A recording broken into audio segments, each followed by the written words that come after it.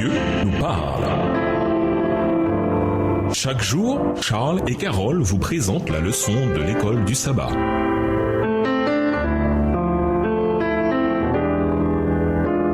Bienvenue dans votre émission. Dieu nous parle. Nous voilà à la leçon de vendredi. Pour aller plus loin, il y a deux raisons pour lesquelles la science, qui a raison sur bien des points, se trompe autant sur les origines. D'abord, la science, qui étudie le monde naturel, ne doit regarder que le monde naturel dans sa quête de réponse. Ensuite, la science part du principe que les lois de la nature doivent rester constantes. Pourtant, ces deux règles sont fausses quand on parle de la question des origines. Prenez la première, qui exige des causes naturelles pour des événements naturels. C'est très bien pour suivre les ouragans, mais ça ne vaut rien pour les origines qui commencent par « Au commencement, Dieu créa le ciel et la terre » Genèse 1, verset 1. Que peut nous enseigner la science, elle qui nie la possibilité du surnaturel sur des origines qui ont été totalement surnaturelles? Et quid de la constance de la nature? Cela semble logique, sauf que Romains 5, verset 12, c'est pourquoi, de même que par un seul homme le péché est entré dans le monde, et par le péché la mort, et qu'ainsi la mort est passée à tous les hommes, parce que tous ont péché, présuppose un environnement naturel discontinu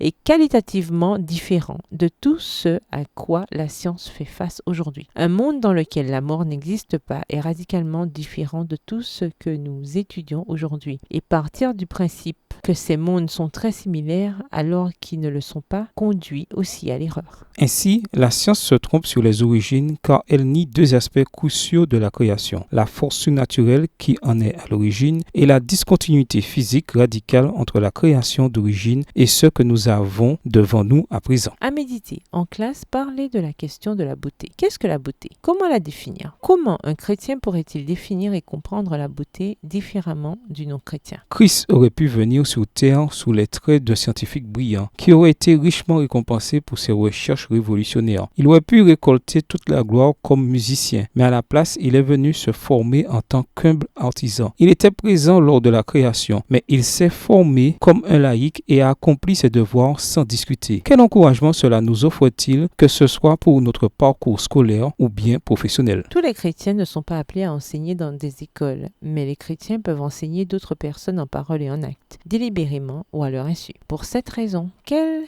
habitudes le chrétien doit-il cultiver aussi bien en tant qu'élève de Christ que professeur pour le monde? Au revoir. Et à demain si Dieu veut. Dieu nous parle. Chaque jour, Charles et Carole vous présentent la leçon de l'école du sabbat.